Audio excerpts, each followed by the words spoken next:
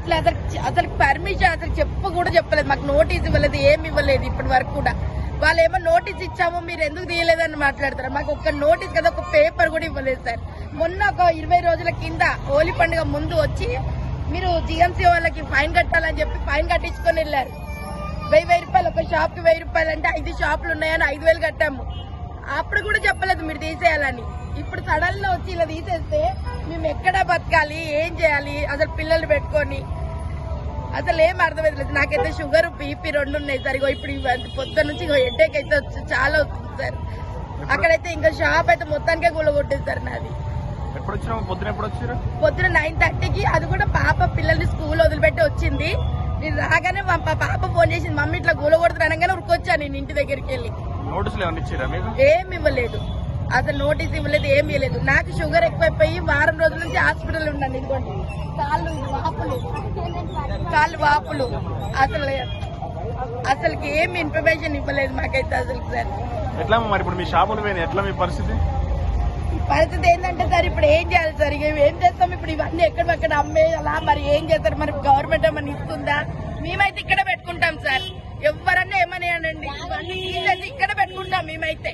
మాకైతే ఇప్పుడు కాదు 40-50 సంవత్సరాల నుంచి మా షాపులు మేమైతే ఇప్పుడు తీసి ఎక్కడికి వెళ్ళే పరిస్థితి లేదు మాది. మేము వేరే దగ్గర పెట్టాలన్నా కొత్త వాళ్ళు ఎవరు పెట్టనివ్వరు, మేమైతే ఇక్కడ పెడతాం.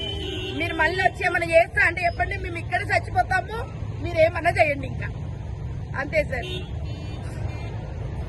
మాకు ఎప్పుడు రాలేదు, ఏం రాలేదు. కేసీఆర్ ఉన్నప్పుడు ఏం రాలేదు, కానీ ఈ లంచోళ్ళకి వచ్చినాకనే ఇట్లా అవుతుంది.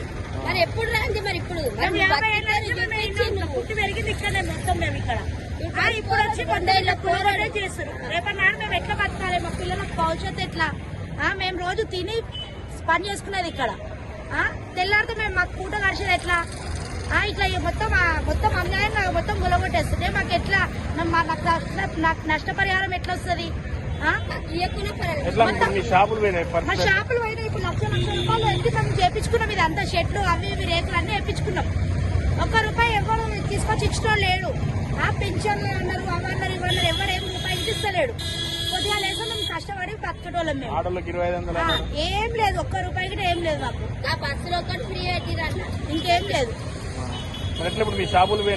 అదే అర్థమైతలేదు. మరి ఎవరిని పోయి అడగాలంటే అర్థమైతలేదు.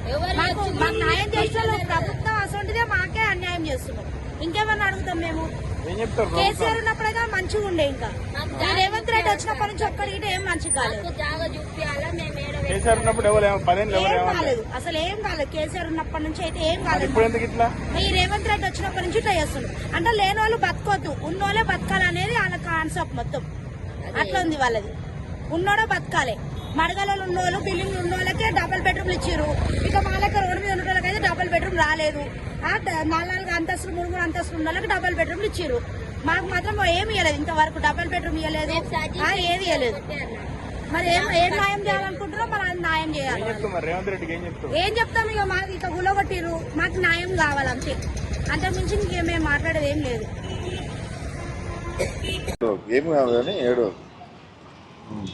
నాకు ఇంటిపై వచ్చేస్తుంది సార్. ఫస్ట్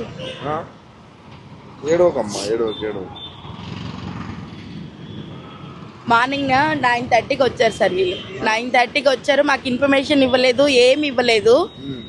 వచ్చారు దనదన బులేజ్ 2-3 బండ్లు తీసుకొచ్చారు, టప్ప కొట్టేస్తున్నారు.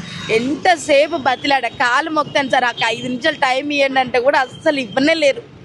నాకు షుగర్ వచ్చింది సార్, 4 రోజులు అయింది హాస్పిటల్ అడ్మిట్. ఏం లేదు సార్, ఇప్పుడు పిచ్చి పడుకోవాల్సిందే. పొద్దు నుంచి చాయ్ తాగడానికి పైసలు లేవు సార్. ఇది నా బ్యాగ్ ఇక్కడే ఉంది, మీరు చూడండి, ₹1 కూడా లేదు దీంట్లో. ఇక్కడ అన్నం పెడతాడు, ₹5 అయినా. ఆయన వస్తే ఆయన చాయ్ తాగిపిచ్చి వెళ్ళాడు. ఇప్పుడు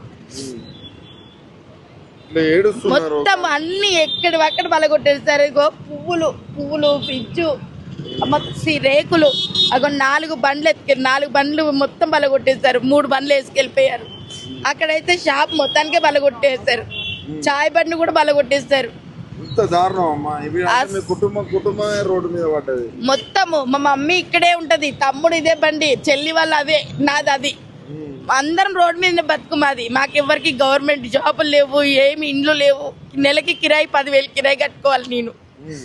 నా పిల్లలు చదువుకుంటున్నారు, నా పిల్లలకి ఫీజు కట్టేది. వాళ్ళ ఎగ్జామ్ స్టార్ట్ అయింది, 2 రోజులు అయినా కడతానమ్మా అని చెప్పాను నేను. వాళ్ళకి కూడా ఇంతగానో ఏడుస్తున్నారు, మేము ఏడిపిస్తే ఏమొస్తుందమ్మా? ఏమొస్తుంది వాళ్ళకి తెలియాలి. వాళ్ళు ఏం బాగుపడతారు సార్ చెప్పండి. మాకు ఇంత ఏడిపించుకుంటా మాకేమైనా చెప్పాలి కదా ముందు. చెప్తే ఏదో అయ్యా అప్ప అనుకుంటూ బతలాడుకుంటాం, ఇంకొక ముందుకు పెట్టుకుంటాం కదా. మొత్తం ఇలా తీసి ఎక్కడికక్కడ రోడ్డు మీద బతికి చేసేసారు మమ్మల్ని. పొద్దున్న నుంచి అసలుకి ఏడ్చిన దాన్ని ఏడిచిన సార్. ఎంతసేపు బతలాడితే కూడా ఒక 20-30 మంది పోలీసులు వచ్చారు. అసలు ముట్టుకొని గుంజు పడేస్తున్నారు అక్కడ రోడ్డు మీద. పోలీసులా?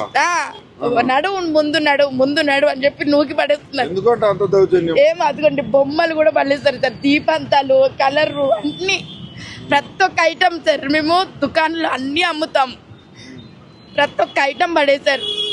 దీపాంతాలు, బొమ్మలు, ఒక కలర్ డబ్బాలు, చెరుకు బండి కొడతారని చెప్పేసి ఒక అబ్బాయి తీసుకెళ్ళి అక్కడ పెట్టాడు.